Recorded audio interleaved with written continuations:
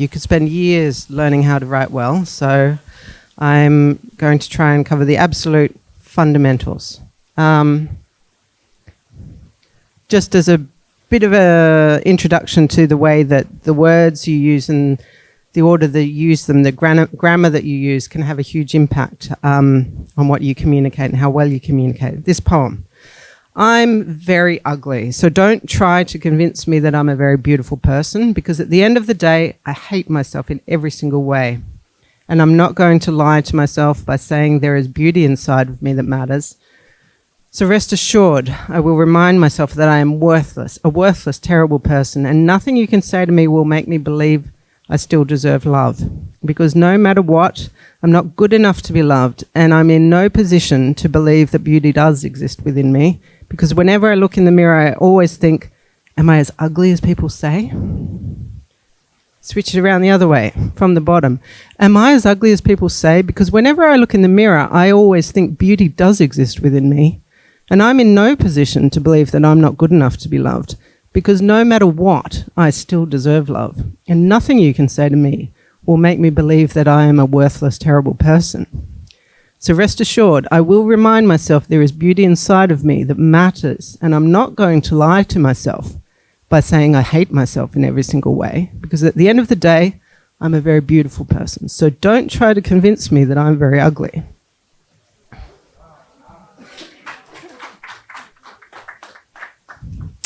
Just a little example of the importance, the effect that the order of words, the way that we say things can have a huge impact on the meaning. 1 second. Here we go. Right. Now, boiling writing down to the absolute minimum. If you remember nothing else, remember these 3 words in this order: accuracy, clarity, brevity. This is how you write. First of all, what you write must be accurate, particularly as a scientist. It must be correct. After you've achieved that, then you go to clarity. Is what I have said clear? Is it understandable? You must make it understandable. And finally, brevity. Make it short. Remove anything out of there that you can to make it as brief as possible. It will be much easier to understand. These are the 3 key elements of any writing. Okay. George Orwell published an essay in 1946 called Politics in the English Language, which is quite well known, in which he explained his views on how to improve writing. And in it, he was largely reacting to what he thought was terrible writing from government institutions, which I think is probably generally still the case today. There's a lot of terrible writing in government institutions. And in it, he proposed that authors of any writing should ask the following questions of their writing. And this is a useful guide that you can use to assess what you've written and how to improve it. So in terms of, first of all, accuracy, what am I trying to say? Okay, what's the message? Related to clarity, what words will express what I'm trying to say? And this one, the third one, I think David mentioned this before, what image or idiom will make it clearer? This is where metaphor comes in. If you can bring in a picture, an analogy, it makes it much easier for people to understand. It becomes much clearer. Is this image that I'm presenting people with, is it fresh enough to have an effect? Or is it something everyone's heard of before and so they're not really going to be very interested? And finally, could I put it more shortly? Can I make it more brief? And finally, he says, now that I've done all this, does it still sound good? If it sounds terrible, even if you followed all the rules, change it, make it sound better. Okay. Right. And following on from this, he presented 6 rules, which I'll go through. First of all, he said, never use a metaphor, simile, or other figure of speech which you are used to seeing in print. Okay? So we've already said metaphor is good. You want to use a metaphor. But if it's something everybody's already heard, it will actually have a negative effect. It will turn them off. So it has to be fresh. Here's an example of some metaphors from a poem that I quite liked. when I was a kid. It's from the Highwaymen. The wind was a torrent of darkness among the gusty trees. The moon was a ghostly galleon tossed upon cloudy seas. The road was a ribbon of moonlight over the purple moor. And there's an actual image there which sort of reflects what he's trying to say here. Now,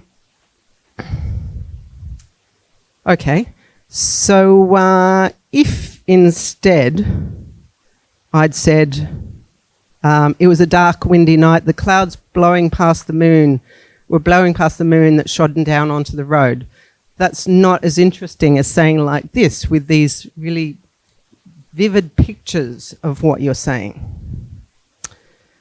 Okay, here you've got the wind compared to a rushing darkness. The moon is compared to a ship and the clouds to a churning sea, and the road is this ribbon of moonlight. But to go a bit further, what George Orwell was saying is that you have to have fresh metaphors. They must be new. So if you recognise a metaphor that you're using, then it's probably a cliche, and that is not interesting. It makes your writing worse, and there are a million different cliches. Here's some of them. There's loads more. Some that are often used in science, for example, are rule of thumb, in a nutshell, cutting edge, these kinds of things, big picture. These are all metaphors, but they're really common. They don't engage your reader very well. So try and think of a different way of saying it. Okay, second rule. Never use a long or complex word where a short or simple one will do, or a phrase where a single word will do. All right, and if you're interested in these and other ideas, I would highly recommend reading this book over here. It's a very short book, which gives really accurate, clear and concise information about all of this stuff. So here are some examples. We anticipate this will happen. We expect it will happen, all right? We're going to circumvent this problem. We're going to avoid it, all right? We will commence. We'll start in the course of, while, frequently, often. All of these things, make them shorter, simpler. It's much easier to understand. Next rule, if it's possible to cut out a word, cut it out. I actually really enjoy this process. Once I've written something, go through it and remove every word I can while still retaining the meaning, okay? So here are some examples here. In actual fact, often you don't need to even say that at all. Subsequent to, after, due to the fact that, because, right? You'll find lots of these things often in scientific writing. Just find a single word. Get rid of words wherever you can. Sorry? Well, you could say regards. It's shorter.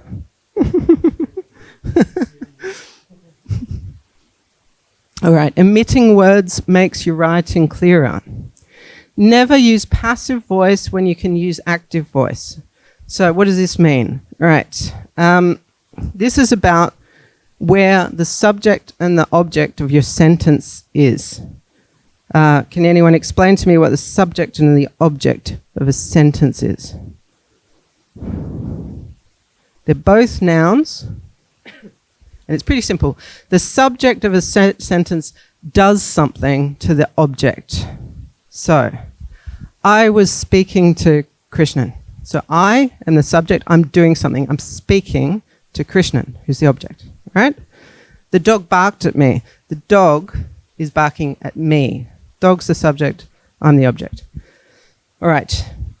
These are examples of active voice where the subject does something to the object. If you switch them around in the sentence, you turn it into passive voice, which often people use in scientific writing. So, you would never say this, for example, a film is going to be watched by us tonight. You would say, we are going to watch a film tonight. So we are the subject, we are going to watch a film, which is the object, right? But here it's switched around and it sounds terrible. This one's a little bit, it's quite quite relevant at the moment. But this one is not so obvious, but this is passive voice. The whole city was destroyed by an earthquake, but it was the earthquake that destroyed the city. So active is an earthquake. Subject destroyed the whole city. The beach was eroded by the waves eroded the beach. This is the kind of thing you read in scientific writing. The survey was completed by 70 participants.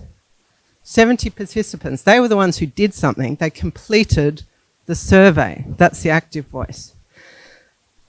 Active voice is much easier for people to generally understand, and there's a reason for that. When people hear stories, they visualize them, okay? They picture them in their heads, and this is again why metaphor is really useful to use. It helps people to picture things. And a neuroscientist by the name of Professor Benjamin Bergen has proposed that our grammar acts like a sort of film director telling us what picture to create in the mind and when. So what he says is that we start processing information and modelling words into a picture as soon as we hear them. We don't wait until the end of the sentence to build the picture. We start from the beginning. So what that means is if you write or speak in this, and tell the events in the same order as real-world action, which is how active voice works, then we're picturing things as they would actually happen. But if you turn it around the other way to passive voice, it's much more difficult to picture something. So, for example, let's see, where we get to here, the beach. So we picture a beach, all right, was eroded. What was it eroded by? I don't know. Oh, the waves, okay, right. But here, the waves, all right, already we've got picture of the waves rolling in. Eroded the beach. This is the order that it happens in real life. The waves act on the beach. If we speak or write in that way, it's much easier for people to picture what's going on. It helps people to mentally experience things. There's another really big advantage to writing in active voice as well. Look how many words are in this sentence compared to this one, or this one compared to this one. All of them. In almost every case, if you rewrite a sentence in active voice, it will get shorter. So that helps with one of your other rules. Okay. Next. Never use a foreign phrase, scientific word, or jargon if you can think of an everyday equivalent. So go through your writing, try and remove the jargon. Explain it more simply. And finally, if your writing still doesn't sound good, then break the rules so that it sounds better, okay? They're not hard and fast. You still have to make things sound good. All right. Here's a little exercise. These are all titles of press release, scientific press releases that I found. And I'd like us to go through them. More than the sum of its parts. New findings on memory impairment in epilepsy. Sound velocities of superhydrous phase B and the presence of water in the Earth's mantle. Rare earth compounds for high-tech applications. Machine learning reveals how black holes grow. 2 fungi work together to kill fig trees. Lobsters in reserves grow faster. Which ones do you like and which ones don't you like? Yep. I like lobsters in reserves grow faster. Yep. The sound velocities of rock. Okay. I don't like that. Pretty complicated. Yep. Okay. Anyone else? Any other comments? All right. Let's start at the top. This one. More than the sum of its parts. What's that about? Who knows? No idea. Somebody thought it sounded good. It's actually about the effect of global change on the diversity of plant communities. Doesn't say what it's about. Now, titles don't have to be sentences, right? Tip, it's better if they are. There's no active voice. There's no verb in here. Okay? If you've got a verb in your writing, then something is happening. That makes it much more engaging. Right? Next one, new findings on memory impairment in epilepsy. All right, now it says something about what it's about. We have some idea. It's about epilepsy, apparently. But we don't know what the new findings are, and there's nothing active happening. There's no active voice. Next one, pretty complicated. Sound velocities of superhydrous phase B and the presence of water in the Earth's mantle. There's a fair bit of information in there. It doesn't tell you anything about the study, what it found. It tells you something about what it's about, but nothing about what they actually found. And again, there's no active voice, there's no verb. Right, next one. Rare earth compounds for high-tech applications. No, doesn't make sense. Yeah, so we've got rare earth compounds, something about rare earths, something about high-tech applications, but we don't know what. No idea. The next one, machine learning reveals how black holes grow. What do you think of that? Yeah? Yeah, it does say something. It's actually a sentence. It's got a verb in it. We're revealing something, don't know really what, something about how black holes grow. But at least we know where it's going here. Yeah? Next one, 2 fungi work together to kill fig trees. How about this one? Good. It says what they found. It uses a verb, kill. That's a pretty good verb. It's pretty active, all right? And finally, lobsters in reserves grow faster. The one you liked? Excellent. It tells you the conclusion. It's got a verb in it. Perfect. Active voice, all right? You work like normally you create a curiosity so that someone reads the news. Only when it's incomplete, you get a curiosity to read the entire news. That's how it works, right? For newspaper or whatever article it is. Yeah, as long as you don't leave them hanging too far back. They have to have enough information to go further. I don't really know exactly what the statistics are, but a commonly stated statistic about titles is that 80% of people will not go past the title, right? So you must catch them early. This is a key thing with writing as opposed to speaking. You can't really leave the room with me speaking. It'd be pretty rude. But if you're reading something I wrote, you can stop anytime you like. So it's crucial that you keep people's attention. And that's why with writing, put the important, engaging information, the hooks, right up front. And then you go down to the less interesting information, the more detail, much later on. And I don't think I really have time for this, but in that regard, that's exactly how you structure a press release. And you can read more about this later on. But first of all, you start with a good, clear title, a good message, the most important information in 1-2 sentences: who, what, where, why, how, when, and a hook to keep people reading. Then you give them some more details, the main points, the evidence, and quite important often is quotes. People want to connect with people. So having quotes in a press release will keep them reading. And then finally, in the tail, this is where you put more information about the background, related information, other stuff that's going on, where to find more information. Generally, nobody cares about this. All right, so put it right at the end. And don't go beyond a page. For a press release, 1 page. Ideally, also for journalists, you would have just a few bullet points right at the start that cover everything. So they can get a really quick snapshot and say, okay, all right, this is interesting, this isn't interesting. Yes? On the writing, how do you advise want to structure, say, a project proposal. As you said, that put the interesting things first and the others later. So say you are doing a proposal that has to go to the permanent secretary for approval. So, you know, as a geologist, you put maybe previous geological works, you know,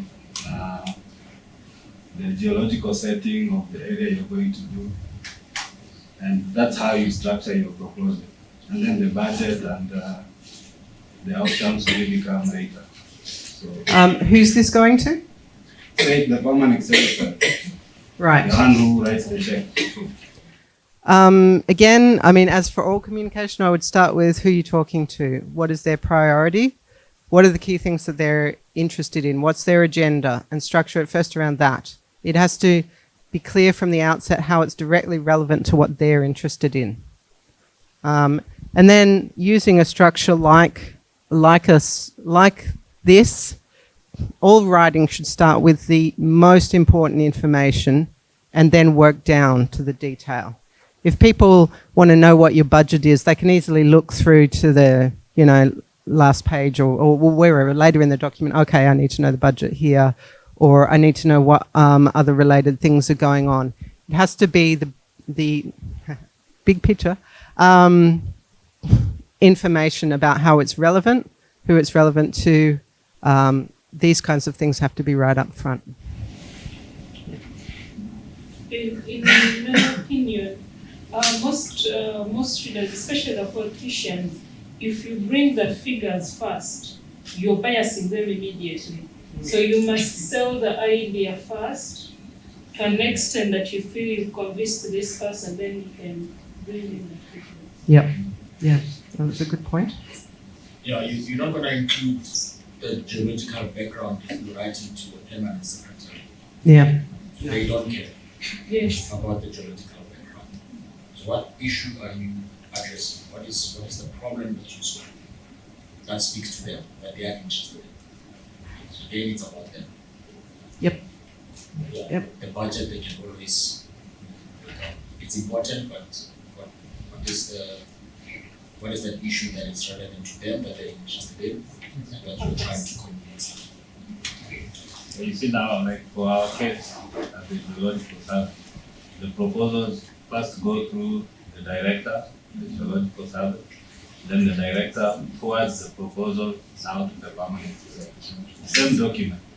And the director is a geologist, right? So he's a technical person. So he wants to see In that case, I would suggest that you include an appendix with the geological information. You separate it into parts so that these two people or two groups are not going to be interested in the same things. You need to know what they're interested in, right, for both of them, but you could separate out that information so it's easy for the permanent secretary to go straight to, say, I don't know, the one pager if that's all they want to see. Write two documents. You don't send the same as what you send to the director. The director might understand, but I would summarize it differently for the permanent secretary. Okay, I'm going to pass over to Krishna now to talk about social media.